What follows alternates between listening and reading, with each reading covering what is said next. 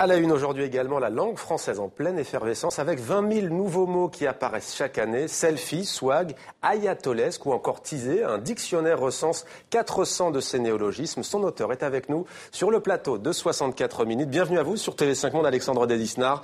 Vous êtes l'auteur du dictionnaire du nouveau français. Ça paraît chez Alary Éditions. Alors, votre dictionnaire nous montre que les mots anglais dominent largement, mais que les néologismes ont des origines multiples en fait.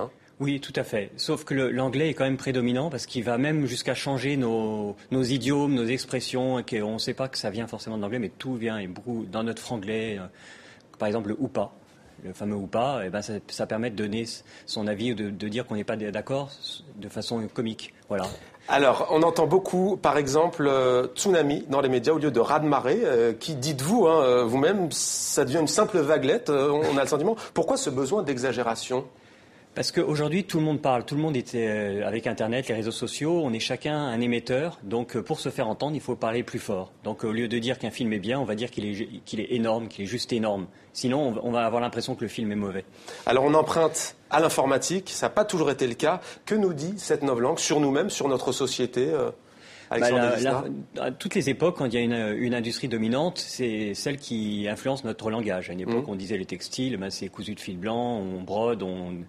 Pour l'informatique, c'est pareil. C'est-à-dire qu'actuellement, tout est connecté par l'informatique. Et donc, du coup, on dit j'ai bugué, ou je suis en mode déconnexion, je suis en mode je me la coule douce. Et ça vient de l'informatique et qu'on applique même à nous-mêmes. Il y a aussi le lieu du travail, de l'entreprise qui prend un peu le pas. On parle de ses vacances comme on parle de l'organisation d'un planning, par exemple. Oui, c'est-à-dire qu'on a tous des to-do lists intérieures dans nos vies personnelles parce qu'on veut réussir aussi bien notre vie personnelle que notre vie professionnelle. Donc on dit j'ai pas de visibilité sur mes vacances ou je suis overbooké.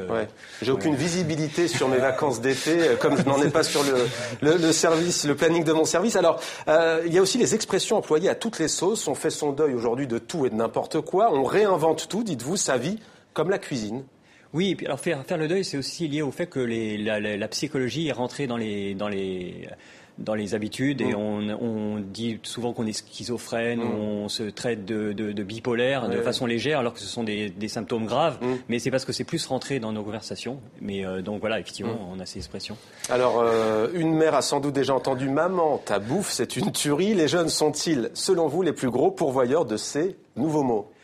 Oui, parce que pour les jeunes vont beaucoup sur les réseaux sociaux, notamment sur Twitter. Et sur Twitter, il faut avoir la phrase qui cartonne, qui déchire. Et donc, pour déchirer, il faut employer des mots qui impressionnent. Et pour impressionner, on utilise beaucoup le vocabulaire de la violence pour dire que c'est bien. Donc, c'est une tuerie, c'est mortel. Voilà, c'est une tradition, ça, de faire ça. Alors, swag, c'est cool.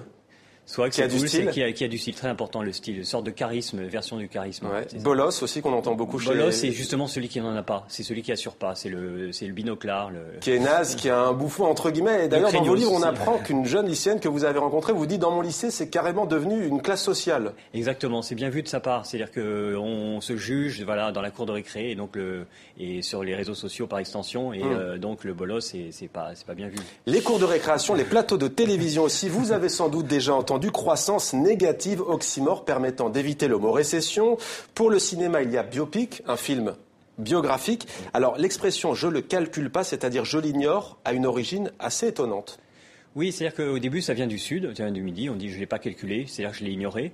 Et maintenant, quand on regarde la provenance des endroits où ils ont été, grâce à Twitter, on voit que ça a gagné le nord. Donc maintenant, ça se diffuse grâce aux nouvelles technologies. On a des expressions qui sont typiques d'un lieu et qui se répandent. Alors novlangue, c'est aussi comme ça qu'on appelle ces nouveaux mots. C'est aussi un néologisme. Alors ce nouveau langage, il montre une inventivité, on le voit, ça c'est incontestable. Vous dites notamment, en revanche, qu'il y a des risques à force de réduire son vocabulaire, on va finir par réduire sa pensée. Expliquez-nous.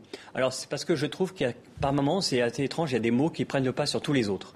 Et moi, j'ai deux exemples, c'est cliver et impacter, qu'on entend beaucoup dans les médias d'ailleurs, qui prennent le pas sur les autres mots parce qu'ils sonnent plus experts, plus technique, précis, plus techniques. Et on a un peu un vocabulaire de plus en plus technique. Et je trouve que la richesse du langage, c'est quand il est polysémique. Alexandre Desisnard, dictionnaire du nouveau français, et je crois savoir que c'est votre anniversaire le 1er mai. Bon anniversaire en novlangue, non pas encore, bon anniversaire, on va garder ça. HB alors. Merci à vous Alexandre Desisnard. C'est l'heure du journal de l'économie, on se retrouve juste après avec